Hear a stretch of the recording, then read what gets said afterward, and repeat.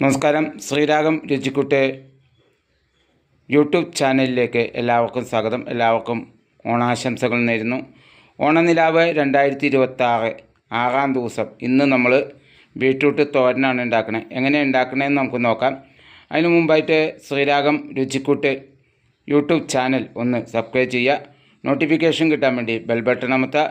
Video ഇഷ്ടപ്പെട്ടാൽ like ചെയ്യുക, comment ചെയ്യുക, ഷെയർ ചെയ്യുക.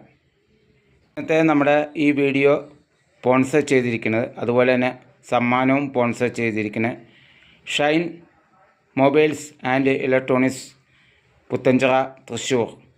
എന്തായാലും നമുക്ക് വിഭവത്തിലേക്ക് കിടക്കാം. അതിൽ നമ്മൾ ചട്ടി അടുപ്പത്ത് എടുത്ത് വെച്ചിട്ടുണ്ട്. ഇനി നമുക്കതിലേക്ക് കുറച്ച് വെളിച്ചെണ്ണ ഒഴിക്കാം. ചട്ടി നന്നായിട്ട് ചൂടായിട്ടുണ്ട്. വെളിച്ചെണ്ണ ഒഴിക്കാം നമുക്ക്. ഇനി നമുക്ക് വെളിച്ചെണ്ണ ചൂടായി കഴിഞ്ഞാൽ അതിലേക്ക് കുറച്ച് കടുക് നമുക്കിടാം.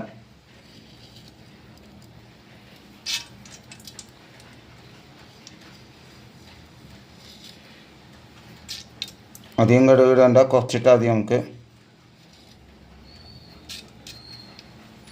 ഇനിയും കടുക് നന്നായിട്ട് പൊട്ടട്ടെ. കടുകൊക്കെ നന്നായിട്ട് പൊട്ടിക്കഴിഞ്ഞ് ഇനി ഇതിലേക്ക് നമുക്ക് കൊല്ലമുളക് ഇടാം. അത് കഴിഞ്ഞാൽ നമ്മൾ അരിഞ്ഞു വെച്ച ചെറിയ ഉള്ളി ഇടാം. നമുക്ക് അതിലേക്ക് അരിഞ്ഞ് വെച്ച ചെറിയ ഉള്ളി മൊത്തം നമ്മൾ ഇട്ടിട്ടുണ്ട്. ഇനി നമുക്ക് അതിലേക്ക് ഇഞ്ചി നമുക്കിടാം.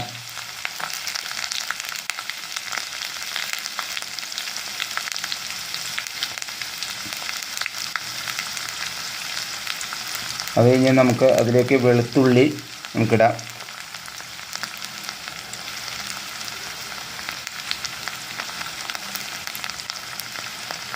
ഇത് നന്നായിട്ട് മൊരിയട്ടെ.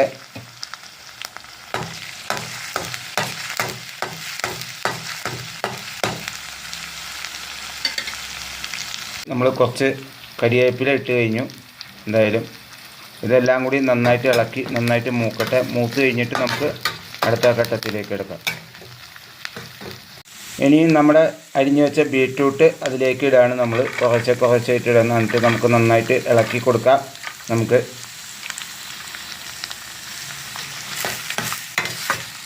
നന്നായിട്ട് ഇളക്കി കൊടുക്കാം.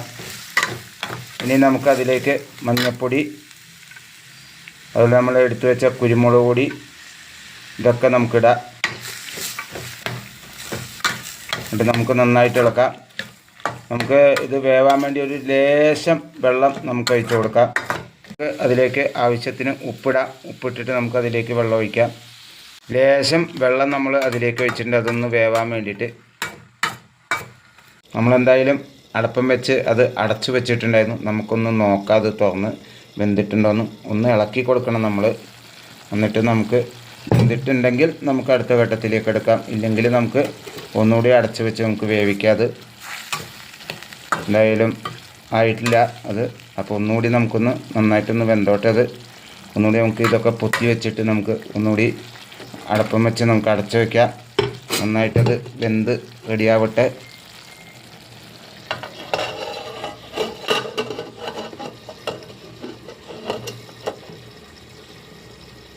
ഇനി നമുക്ക് ഇതിന് കുറച്ച് നാളികേരം ഇതിലേക്ക് ഇടണം.